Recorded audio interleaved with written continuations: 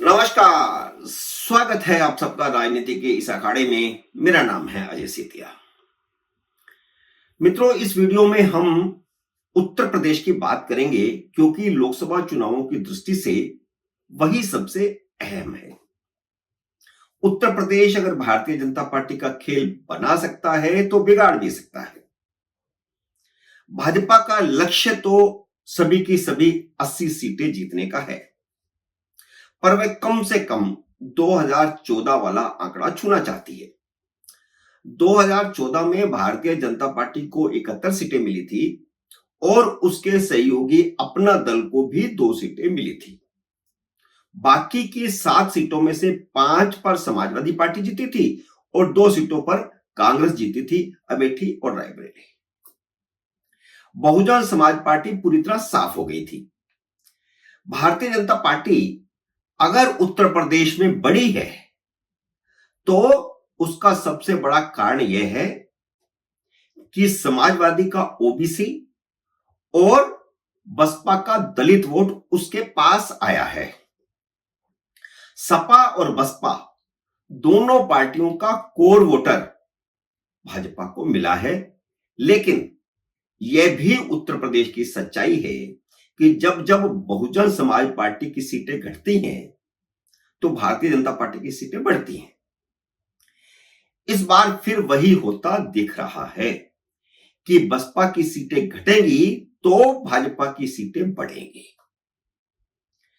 वह क्यों, यह भी मैं आगे जाकर के बताऊंगा विस्तार से, पर पहले आप यह चार्ट देख लीजिए तो आपको मायावती की रणनीति समझ में आ जाएगी। इस चार्ट में पिछले 6 चुनावों का रिकॉर्ड है। 1998 में जब बसपा को 4 सीटें मिली थी तो भारतीय जनता पार्टी को 52 सीटें मिली थी। 80 में से 52, 52।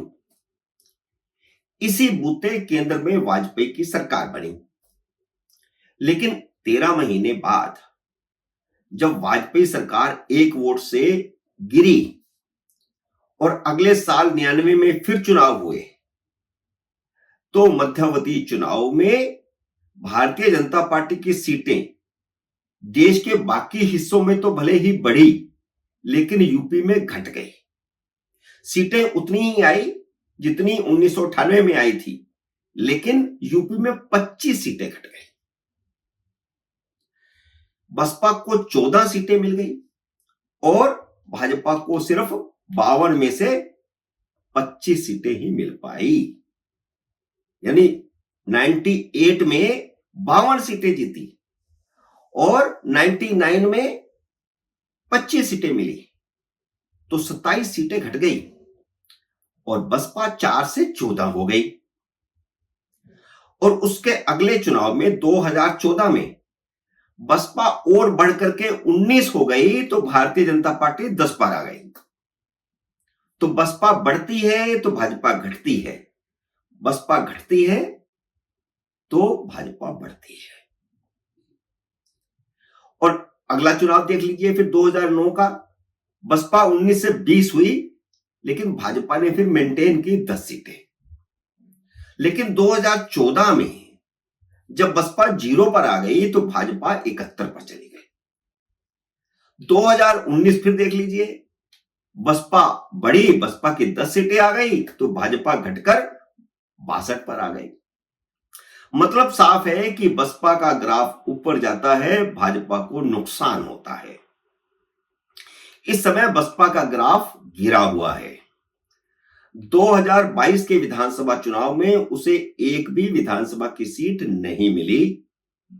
जिस बसपा को 2009 में 27% वोट और लोकसभा की 20 सीटें मिली थी, उस बसपा को 2022 में 13 साल के अंदर विधानसभा की एक भी सीट नहीं मिली और वोट भी 14% गिरकर 13% रह गया।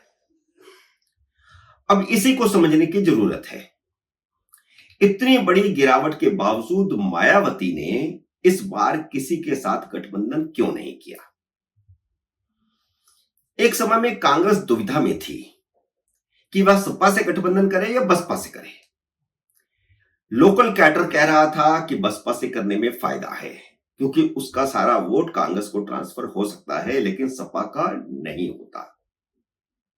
शुरू में दोनों ही पार्टियां कांग्रेस से गठबंधन करना नहीं चाहती थी, न सपा न बसपा, लेकिन कांग्रेस दोनों से गठबंधन करना चाहती थी। नीतीश कुमार ने अखिलेश यादव को इंडी गठबंधन में शामिल होने के लिए मनाया। कांग्रेस उसके बाद भी दुविधा में थी, इसलिए अखिलेश से सीट शेयरिंग नहीं हो पा रही थी। लेकिन जब मायावती बिल्कुल तैयार नहीं हुई और उसने कह दिया कि वह गठबंधन नहीं करेगी, तो कांग्रेस और सपा में सीट शेयरिंग हो गई। मायावती के अकेले लड़ने का मतलब यह माना गया कि उन्हें खुद तो कुछ मिलना नहीं, लेकिन वह कांग्रेस सपा को मुस्लिम वोट, उसके जो मुस्लिम वोट जो पूरे देश में हवा बनी है कि कांग्रेस की तरफ चला गया है, और सपा के साथ तो मुस्लिम यादव का कॉम्बिनेशन रहा ही है, वह चाहती हैं कि मुस्लिम वोट कांग्रेस सपा को न मिले, उसका नुकसान हो। और अगर कांग्रेस और सपा को नुकसान होता है मुस्लिम वोट का, तो निश्चित रूप से फिर भाजपा की जीत आसान होती है, भाजपा को उसका फायदा होता है। कांग्रेस और सपा बसपा को इसीलिए वोट कटुआ पार्टी कह रही है। जैसे आशंका थी, बिल्कुल वैसे ही मायावती ने अभी तक जिन 72 उम्मीदवारों का ऐलान किया है, उनमें से 20 मुसलमान हैं, जबकि कांग्रेस ने जो 17 उम्मीदवारों का ऐलान किया है उसमें सिर्फ 2 मुसलमान उतारे हैं, और समाजवादी पार्टी ने सिर्फ 4 मुसलमानों को टिकट दिया है। उत्तर प्रदेश में मुसलमानों की आबादी है 19%, और लोकसभा की 16 सीटें ऐसी हैं जिन पर मुसलमानों की भूमिका बहुत ही अहम होती है। मायावती ने मुसलमानों को उनकी आबादी के अनुपात से ज्यादा सीटें देकर सपा और कांग्रेस का खेल बिगाड़ने का पूरा इंतजाम कर दिया है। जैसी आशंका थी, बिल्कुल वैसा ही होता दिख रहा है। मायावती ने खासकर अखिलेश यादव और उनके परिवार को टारगेट किया है। उनका टारगेट यह है कि अखिलेश यादव के परिवार से कोई भी लोकसभा न पहुंच सके। 2019 के लोकसभा चुनाव में आजमगढ़ सीट पर अखिलेश यादव जीत गए थे। मायावती ने समर्थन किया था, क्योंकि मायावती और अखिलेश यादव के बीच में गठबंधन था, और उन सभी सीटों पर जहां जहां सपा जीती थी, 5 सीटों पर, उन सभी सीटों पर, यहां तक कि मुलायम सिंह की सीट पर भी मायावती प्रचार करने गई थी। लेकिन बाद में यह गठबंधन टूट गया, और विधानसभा चुनावों के बाद जब उपचुनाव हुआ, तो उस उपचुनाव में अखिलेश यादव की सीट पर भी मायावती ने अपना उम्मीदवार खड़ा कर दिया। अखिलेश यादव की सीट पर उनका भाई धर्मेंद्र यादव चुनाव लड़ रहा था, जो 8000 वोटों से हार गए और भाजपा जीत गई। और उसका कारण यह था कि मायावती ने एक मुस्लिम उम्मीदवार गुड्डू जमाली को खड़ा कर दिया था।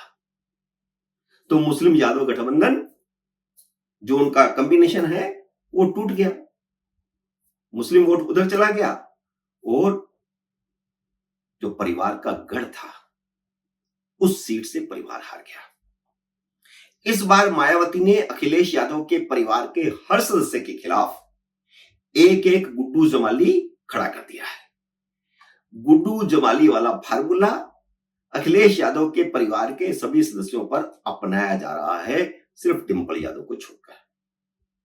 मायावती ने इस बार कन्नौज से चुनाव लड़ रहे अखिलेश यादव के सामने इमरान बिन जफर को चुनाव मैदान में उतारा है। कन्नौज वैसे भी अखिलेश यादव के लिए आसान सीट नहीं है। पिछली बार उनकी पत्नी डिंपल यादव वहां से भारतीय जनता पार्टी के उम्मीदवार से हार गई थी, बसपा का समर्थन होने के बावजूद। 2022 के विधानसभा चुनावों में कन्नौज की 5 विधानसभा सीटों में से 4 पर भारतीय जनता पार्टी जीती है। यहां तक कि कई बड़े बड़े यादव नेता भी भारतीय जनता पार्टी के साथ जुड़े हैं। इसी तरह मायावती ने आजमगढ़ में अखिलेश यादव के भाई धर्मेंद्र यादव के सामने मशहूद आलम को चुनाव में उतारा है। बदायूं में अखिलेश के भाई आदित्य यादव के सामने मुस्लिम खान को उतारा है। फिरोजाबाद में अखिलेश यादव के भाई अक्षय यादव के सामने बशीर खान को चुनाव मैदान में उतारा है। लेकिन सिर्फ मैनपुरी है जहां पर डिंपल यादव के सामने उन्होंने एक यादव उम्मीदवार उतारा है, शिव प्रसाद यादव। हां, यह बात भी सही है कि अगर कुछ जगहों पर बसपा के उम्मीदवारों से कांग्रेस और सपा को नुकसान हो रहा है, तो वहीं कुछ जगहों पर इसका लाभ भी उन्हें मिल रहा है, क्योंकि कुछ सीटों पर बसपा के दलित और ब्राह्मण उम्मीदवार भारतीय जनता पार्टी के वोट बैंक में सेंध मार रहे हैं। जहां जहां बसपा के दलित या ब्राह्मण उम्मीदवार भाजपा के वोट बैंक में सेंध मार रहे हैं, वहां वहां सपा और कांग्रेस को फायदा हो रहा है। मित्रों, उम्मीद है मेरा यह वीडियो आपको पसंद आया होगा। इसे लाइक और शेयर कीजिए। अगर आपने मेरे YouTube चैनल को अब तक सब्सक्राइब नहीं किया तो कृपया सब्सक्राइब करके अपना आशीर्वाद दीजिए। जल्द ही मिलते हैं अगले वीडियो में किसी अन्य विषय के साथ। तब तक नमस्कार।